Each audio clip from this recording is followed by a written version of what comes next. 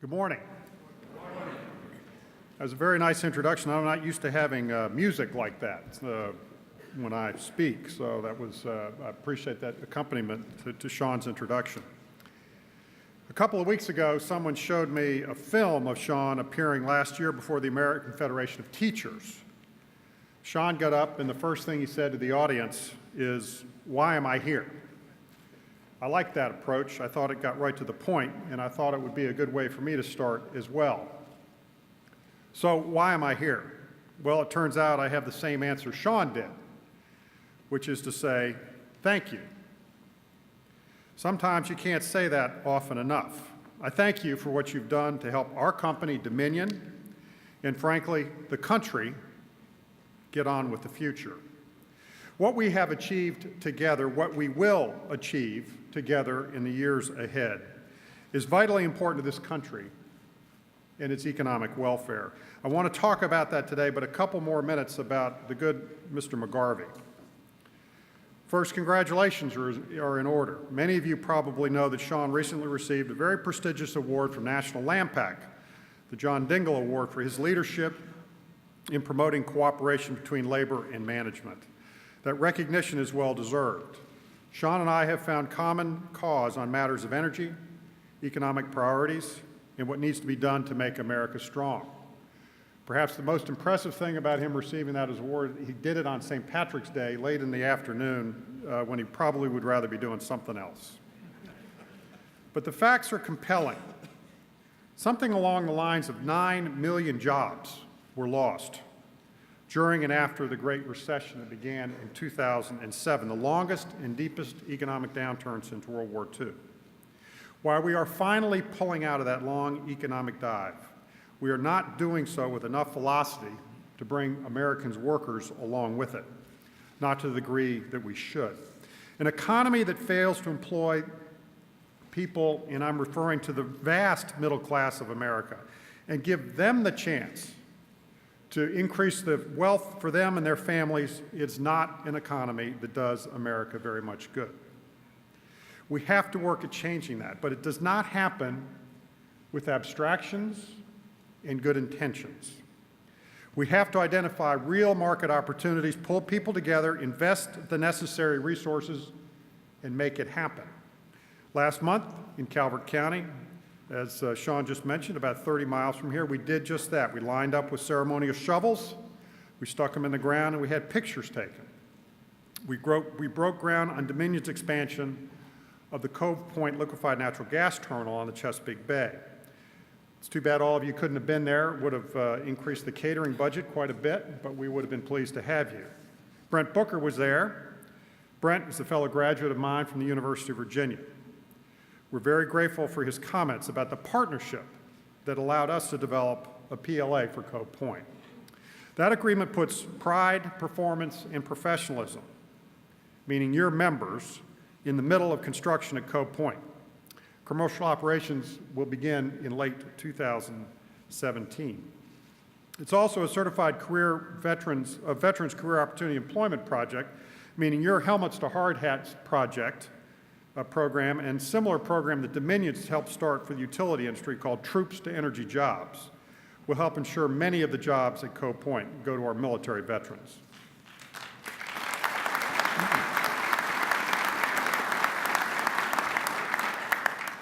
It's a very important initiative. I come from a family of 3 generations of military service. We owe it to our veterans to do everything we can to help them find the jobs and successfully transition back to the civilian workforce.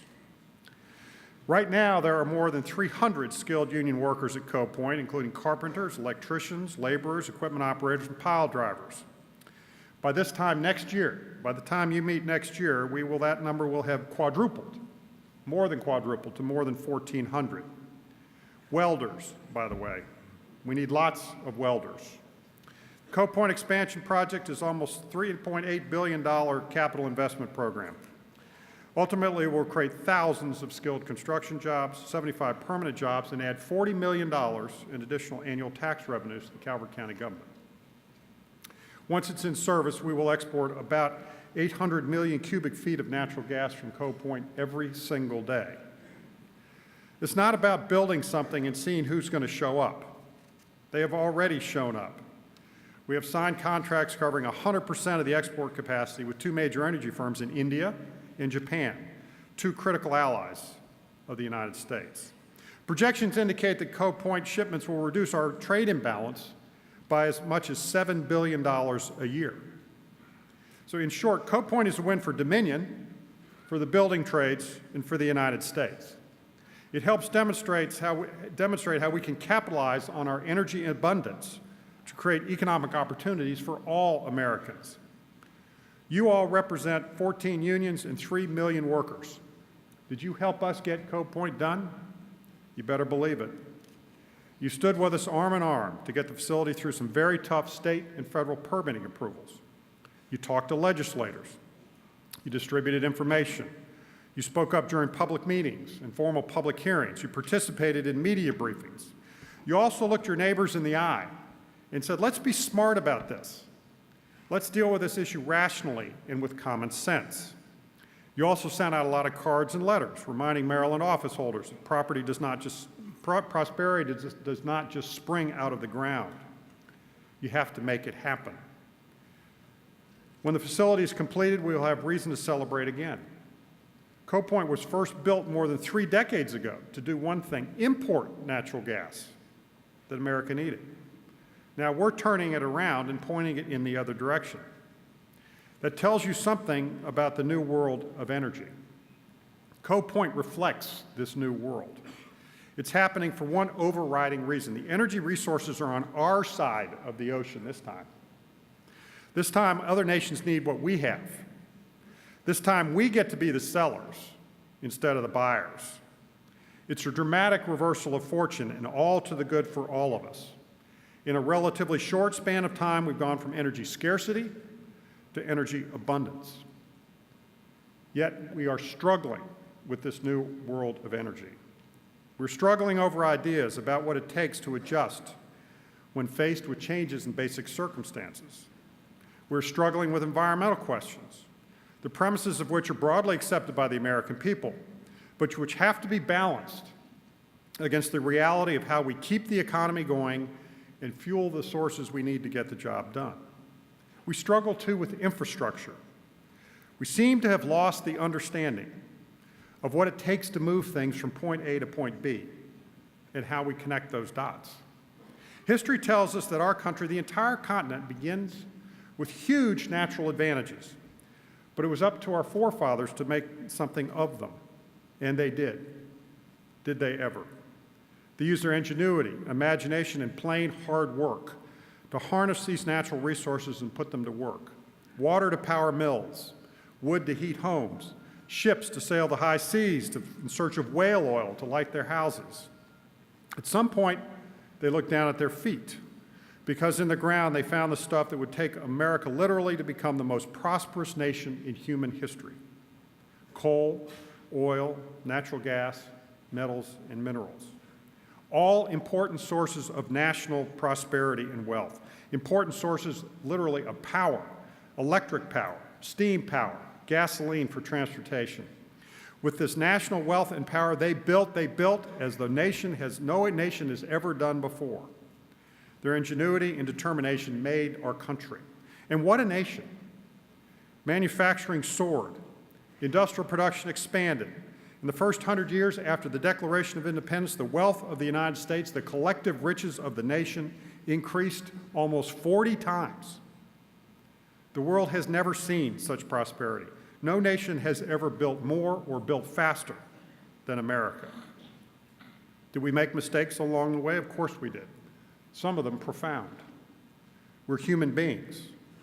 But we never lost our shared belief that ultimately we would find ways to make things better. The whole idea of making things better, economically, socially, culturally, lies at the heart of being an American. We believe in progress. It is in our national DNA. Only now we appear stalled. We get tied up in knots, political knots. We do more arguing than resolving. Our instincts for division are overriding our urge to unite. But we can't stay stalled. The world is not standing around waiting for us to sort this out. Instead, the world is going to run right past us. Indeed, the world will run right over us if we let it. Take China. China is a fundamentally different place than America, different history, different culture, and vastly different political thinking. We do not want, nor do we aspire to their system. But we would do well to take note of what they are doing.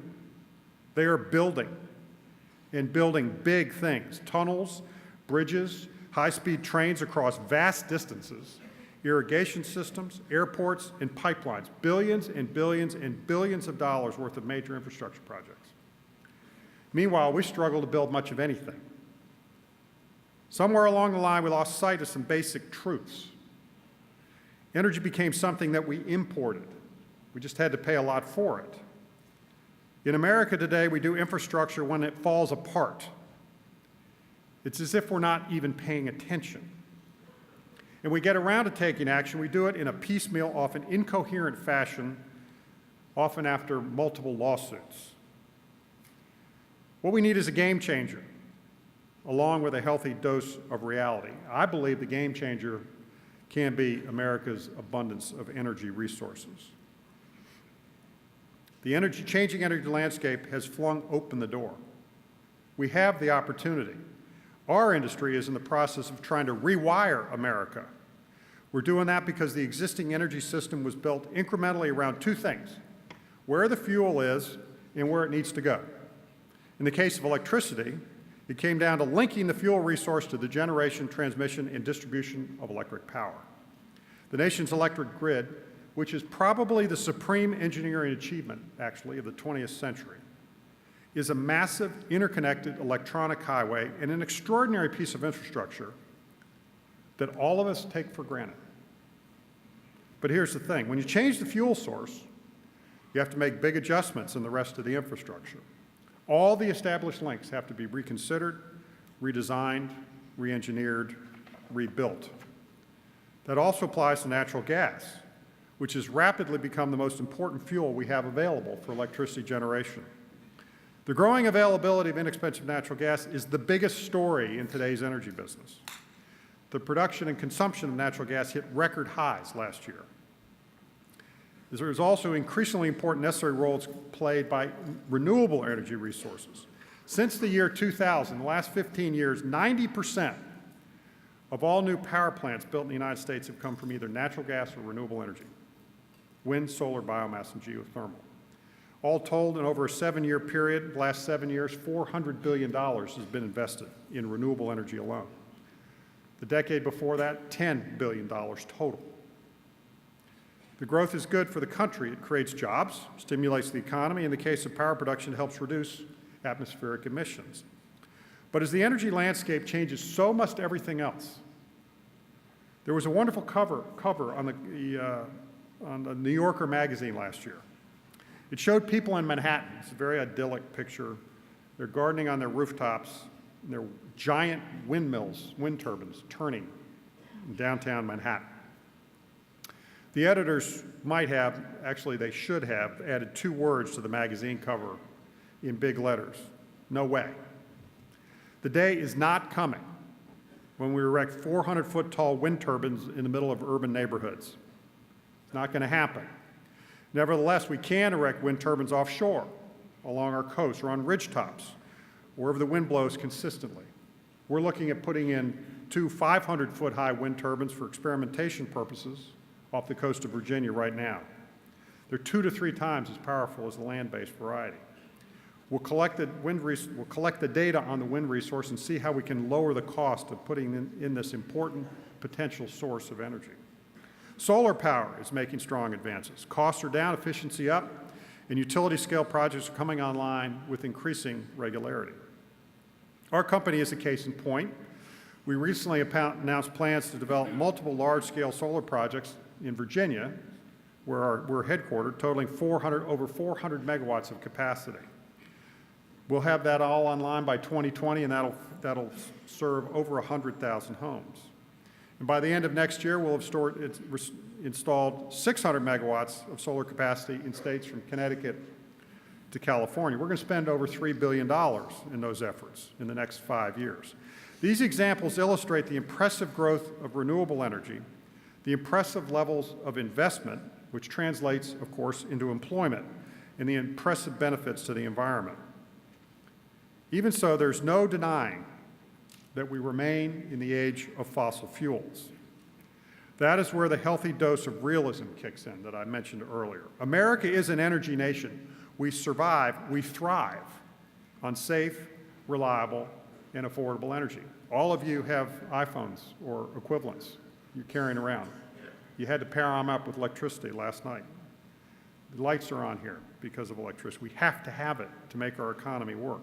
Every credible forecast I've seen indicates that most of our energy, 75 to 80% of it, for at least the next several decades, if not longer, is going to come from fossil fuels, coal, oil, and natural gas. Not only that, we're going to continue to need fossil fuels to back up renewable power. The sun and the wind are not always available when we need them. The day may come when we have the large-scale battery storage technology we need to preserve electricity from the sun and the wind. But we're not there yet. We're not going to be for many decades, if we ever are. We have to make electricity and use it at precisely the same moment of time. The day may also come when we regain our appreciation for nuclear power. Sean's been a big help with nuclear power. He mentioned Augusta, Georgia. I expect that's because that's where the Vogtle nuclear power stations are, that Sean has been a partner in. And we thank him for that. The nuclear industry accounts for 100,000 direct positions, highly skilled positions that pay on average 35% more than the average local wage. Many of these folks that work in these nuclear stations and are helping build the Vogtle stations are nearing retirement, and we're going to need to address that reality soon. But there's no denying that there are vast numbers of people in this country that are in denial about energy truths. They don't want to hear it. They just don't want to hear it. They want cheap, reliable electricity from the one source that cannot provide it, renewable energy. All I can say is, welcome to democracy. The key point is this: we have to connect our energy resources to the facilities that convert them into usable form and transport that energy where it's needed. That means building vast amounts of new infrastructure, power stations, electric transmission lines, natural gas processing and storage facilities, and pipelines. Dominion is doing all of these things. Last September, we announced the new Atlantic Coast Pipeline, a joint venture with 3 other mid-Atlantic energy companies. The idea is to link up with the prolific Marcellus and Utica shale gas formations in West Virginia, Ohio, Pennsylvania, and bring it to the mid-Atlantic coast. If approved, that pipeline will run over 500 miles from West Virginia through Virginia, North Carolina, almost to the South Carolina border. It's going to cost almost $5 billion. We hope to begin construction late next year and have it in service by the end of 2018. We're engaged today in negotiations with you over a PLA for that project as well.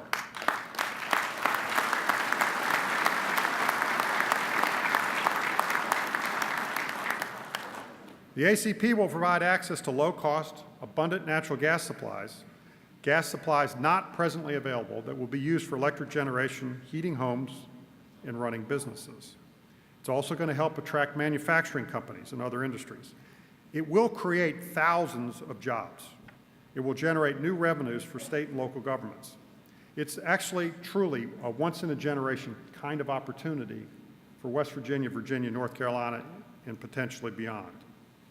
One recent analysis said it should produce $3 billion of economic activity.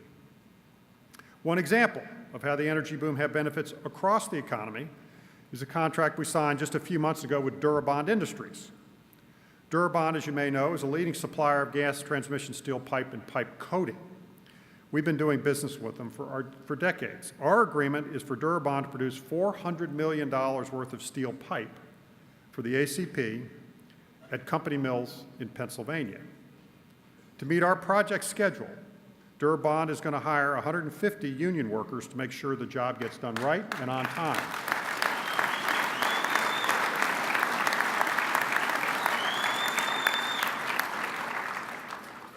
And when we open the valves on the Atlantic Coast Pipeline, we're going to get more than immediate economic benefits. We're also going to get environmental benefits. Natural gas is one of the cleanest, most efficient fuel sources available in the world.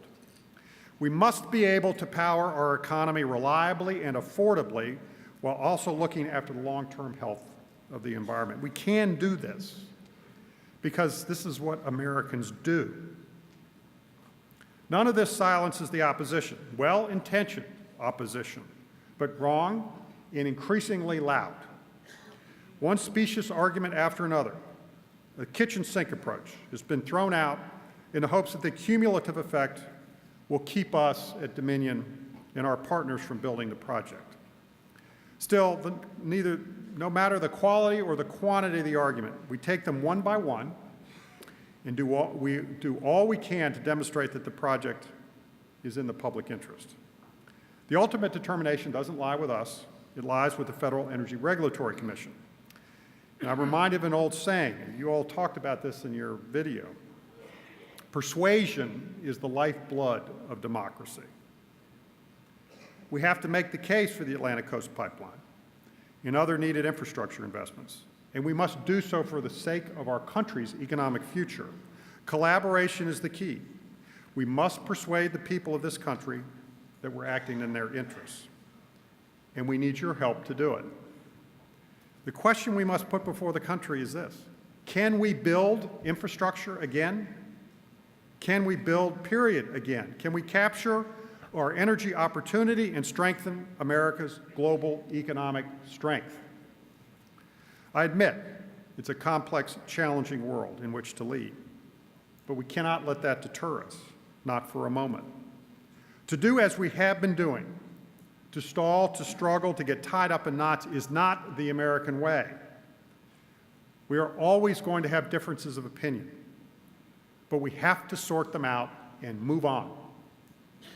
Consider for a moment the enormous advantages America has in technology and innovation, in our strengthening economy and its already global reach, in our ability to shape markets, in our favorable demographics, in our abundant and growing energy reserves, in our favorable geopolitical position versus the rest of the world.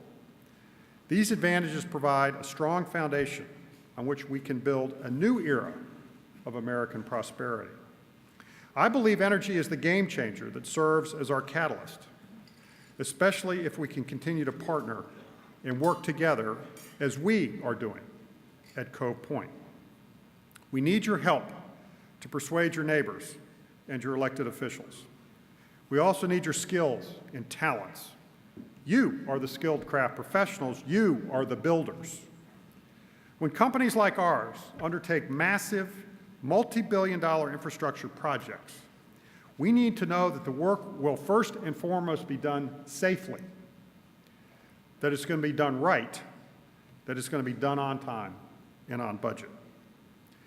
We've announced plans to spend $20 billion in the next 6 years, just our company, in new energy infrastructure projects just in the Mid-Atlantic region. These things don't happen without a highly trained workforce and effective collaboration between industry and labor. A